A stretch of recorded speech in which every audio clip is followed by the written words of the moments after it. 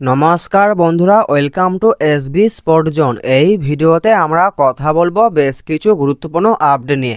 বেশ কিছু গুরুত্বপূর্ণ বড় আপডেট বেরিয়ে আসছে। এই আপডেটগুলি আজকের এই ভিডিওতে তোমাদেরকে জানাবো। তো ভিডিওটা সবাই প্রথম থেকে শেষ পর্যন্ত দেখবে, না হলে অনেক আপডেট মিস করে যাবে। তো সেই জন্য বলছি ভিডিওটা সবাই প্রথম থেকে শেষ পর্যন্ত দেখবে। তো চলো ভিডিওর টপিক নিয়ে কথা বলা যাক। প্রথমেই আমরা কথা বলবো ইস্টবেঙ্গল এফসিকে নিয়ে। তো ইস্টবেঙ্গল এফসিকে নিয়ে প্রথম যে আপডেটটা তোমাদেরকে জানাবো সেটা হলো যে 24তম ম্যাচ উইকে জায়গা করে নিল ইস্টবেঙ্গল এফসির গোলকিপার প্রভুসুখান গিল। তো প্রভুসুখান গিল তিনি 24তম ম্যাচ উইকে আসলে 24তম ম্যাচ উইকে যে প্লেয়িং এক্সাই আছে, তো সেই প্লেয়িং এক্সায়ে জায়গা করে নিয়েছে ইস্টবেঙ্গল এফসির গোলকিপার প্রভুসুখান গিল। তো প্রভুসুখান গিলকে নিয়ে তোমাদেরকে এই আপডেটটা জানানো ছিল, এই আপডেটটা তোমাদেরকে জানিয়ে দিলাম। ইস্টবেঙ্গল এফসিকে নিয়ে পরবর্তী যে আপডেটটা তোমাদেরকে জানাবো সেটা হলো যে গতকাল বেঙ্গালুরু এফসির সঙ্গে ইস্টবেঙ্গল এফসির যে ম্যাচ ছিল, তো সেই ম্যাচটা গতকাল ড্র হয়েছে এবং ইস্টবেঙ্গল এফসি বেঙ্গালুরু এফসি দুই দলই একটা করে গোল করে গতকালের ম্যাচটা ড্র হয়। তো সেই গতকালের ম্যাচটা ড্র হওয়ার ফলে ইস্টবেঙ্গল এফসির প্লে অফের আশা শেষ হয়ে গেছে, তারা আর কোনোভাবেই প্লে অফে উঠতে পারবে না। গতকালের ম্যাচের শেষে ইস্টবেঙ্গলের কোচ অস্কার বুজো তিনি বেশ কিছু মন্তব্য এবং তিনি বেশ কিছু বড় বার্তাও দিয়েছেন। তো তিনি যেটা বলেছেন সেটা হলো যে তিনি বলেছেন যে দিমিত্রি দিয়ামন্তাগোসের লাল কার্ড দেখার ঘটনায় তাদের চলতি লিগে সেরা ছয়ে দৌড়ে থেকে ছিটকে দিল। আজ আমাদের সেরা ছয়ের বাইরে থাকার প্রধান কারণ আমাদের একজন খেলোয়াড়ের অপ্রত্যাশিত প্রতিক্রিয়া, যা কখনোই হওয়া উচিত ছিল না। যখন দল আত্মবিশ্বাসী হয়ে উঠেছিল, আক্রমণ চালিয়ে যাচ্ছিল, সুযোগও তৈরি করছিল, খেলার নিয়ন্ত্রণ নিয়েছিল, সমর্থকেরাও আমাদের পাশে ছিল, তখন সেই মুহূর্তেই আমাদের সেরা ছয়ে থাকার সম্ভাবনা শেষ করে দেয়। আমাদের ছেলেরা দুর্দান্ত খেলেছে, বিশেষ করে যখন ম্যাচ 11 বনাম 11 ছিল, তখন শুধুমাত্র আমরাই ম্যাচে আধিপত্য বিস্তার করছিলাম। আমরা দুর্দান্তভাবে প্রতিপক্ষকে চাপে রেখেছিলাম, তাদের অর্ধেই বল ছিনিয়ে নিচ্ছিলাম, দারুণ আক্রমণ সাজাচ্ছিলাম, বলে যখন নিয়ন্ত্রণ করছিলাম এবং প্রচুর সুযোগও তৈরি করছিলাম। দুর্ভাগ্যবশত 1-0 হওয়ার পর যদি আমরা 2-0 করতে পারতাম তাহলে ম্যাচের ফলাফল অন্যরকম হতে পারত।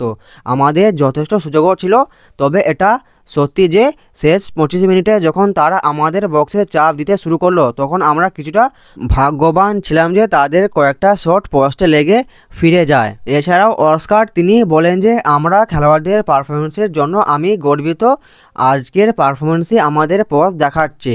আর যদি আমরা এভাবেই খেলতে থাকি এবং নির্দিষ্ট কিছু জায়গায় উন্নতি করতে পারি, তাহলে আমি বিশ্বাস করি ইস্টবেঙ্গল এখন ভালো কিছু করার জন্য প্রস্তুত। তিনি এটাও বলেন যে প্রথমার্ধে আমাদের খেলোয়াড়রা নিখুঁতভাবে আমাদের পরিকল্পনা কার্যকর করেছিল এবং এই কারণেই আমরা তখন আধিপত্য বিস্তার করছিলাম। বিরতির পর আমরা ফরমেশন পরিবর্তন করে 5-3-1 এই ফরমেশনে খেলার সিদ্ধান্ত নেই।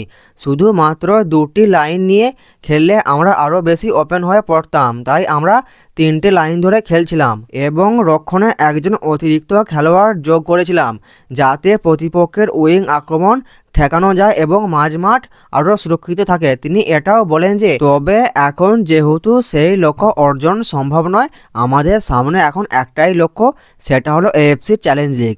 এখন আমাদের মূল লক্ষ্য হবে খেলোয়াড়দের রিকভার করা। আজ আমরা আরও বেশি রোটেশন করতে চেয়েছিলাম, উদাহরণস্বরূপ আমাদের ম্যাচ শেষ করতে হয়েছে মাত্র 3 জন বিদেশি খেলোয়াড় নিয়ে।